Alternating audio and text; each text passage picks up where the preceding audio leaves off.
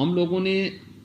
एक वैज्ञानिक सोच के साथ पाठ्यक्रम को तैयार करने का कार्यक्रम किया है। खासतौर पर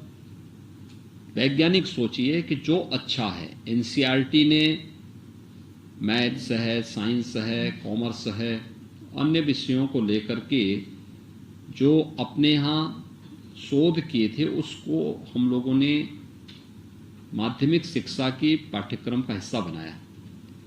लेकिन इसके साथ ही हम लोगों ने एक व्यवस्था और राज्य में की कि किसी भी बच्चे को बाद में उसके सर्वांगीण विकास के लिए आवश्यक है कि वो अपने अतीत के बारे में जानकारी रखता हो, अपने देश, अपने काल और अपनी परिस्थितियों के साथ उनके साथ आगे बढ़ सके, चाहे वह स्वतंत्रता संग्राम सेनानियों से जुड़े हुए स्थानीय उन स्तर पर जो स्वतंत्रता आंदोलन के दौरान आंदोलन हुए थे, विभिन्न प्रकार के अभियान चले थे, उनसे जुड़े हुए जो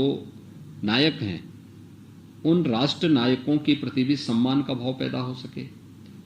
देश की आजादी के लिए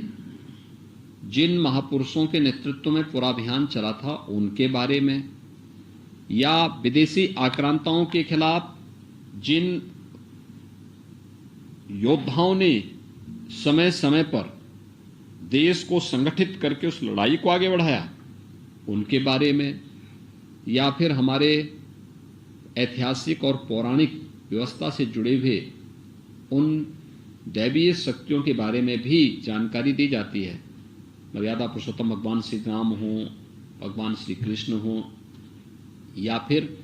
उसके बाद भी अन्य कुछ जो ऐसे महापुरुष हैं, महाराणा प्रताप हैं, छत्रपति शिवाजी महाराज हैं, गुरु गोविंद सिंह जी महाराज हैं, या रानी लक्ष्मीबाई है, या अन्य जो भी इस प्रकार के महापुरुष हैं, उन सब के बारे में अलग अलग पाठ्यक्रम में हम लोगों ने तो बेसिक शिक्षा परिषद से इसको शुरू कर दिया है। हर यानी बेसिक शिक्षा परिषद के पाठ्यक्रम में भी हम लोगों ने ये व्यवस्था की है कि उन महापुरुषों की जानकारी हम वहाँ पे दे सकें। अलग अलग स्तर के बच्चों के लिए फिर अलग अलग प्रकार की पुस्तकें भी उनके लिए उनके पाठ्यक्रम का एक वैकल्पिक विषय के रूप में उन्हें देने का प्रयास हुआ है।